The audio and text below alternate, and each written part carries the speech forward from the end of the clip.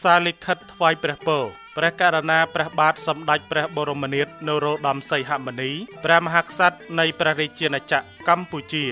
បបិទ្ធព្រះករុណាជាអង្គម្ចាស់ជីវិតលើត្បូងជាទីគោរពសក្ការៈដ៏ខ្ពង់ខ្ពស់បំផុតទូលព្រះបង្គំយើងខ្ញុំទាំងអស់គ្នាជាថ្នាក់ដឹកនាំនិងមន្ត្រីរាជការគ្រប់លំដាប់ថ្នាក់នៃមន្ទីរព័ត៌មានខេត្តត្បូងឃ្មុំ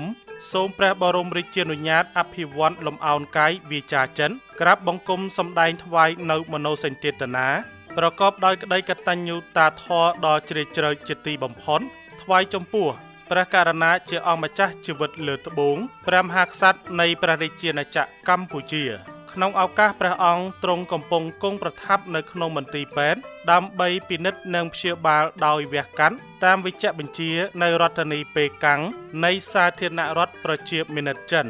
ទូលព្រះបង្គំយើងខ្ញុំទាំងអស់គ្នាសូមព្រះបរមរាជានុញ្ញាតថ្វាយនៅព្រះសព្ទសាធុការពរជ័យមហាប្រសើរគ្រប់ប្រការនិងសូមលើកហាត់ទាំងទ្វេប្រណម្យឧទ្ទិសបួងសួងដល់ព្រះគុណបុណ្យបារមីនៃវត្ថុស័ក្តិសិទ្ធិក្នុងលោកទេវតាថែរក្សាទឹកដីនៃព្រះរាជាណាចក្រកម្ពុជាទេវតាថែរក្សាព្រះមហាស្វេតឆន្ទនិងព្រះដួងវិញ្ញាណក្ខន្ធអតីតព្រះមហាក្សត្រព្រះមហាក្សត្រីយានីគ្រប់ព្រះអង្គសូមព្រះមេត្តាជួយប្រោះព្រំថ្វាយចំពោះព្រះករុណាថ្លៃវិសេសជាទីគោរពសក្ការៈដ៏ខ្ពង់ខ្ពស់បំផុតសូមព្រះអង្គទ្រង់ទទួលបានព្រះរាជសុខភាពល្អបរិបូរណ៍ទទួលបានមហាជោគជ័យក្នុងការវះកាត់ព្យាបាលព្រះរោគនិងទទួលបានមកវិញនៅព្រះកាយពលរឹងមាំខ្លាំងក្លាដើម្បីគង់ប្រថាប់ជាម្លប់ដ៏ត្រជាក់ត្រជុំ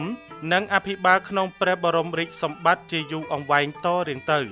សូមព្រះករុណាជាអង្គម្ចាស់ជីវិតលើត្បូងជាទីគោរពសក្ការៈដ៏ខ្ពង់ខ្ពស់បំផុតទ្រង់ព្រះមេត្តាទទួលនៅអភិវឌ្ឍកិច្ចដ៏ខ្ពង់ខ្ពស់និងគិរវៈភក្តីភាពដ៏ស្មោះស្ម័គ្របំផុតពីទូលព្រះបង្គំយើងខ្ញុំទាំងអស់គ្នា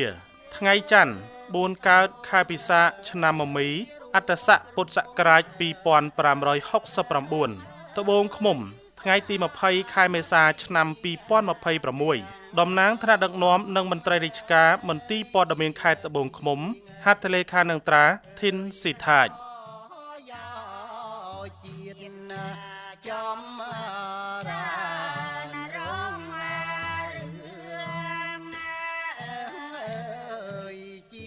ក្រុម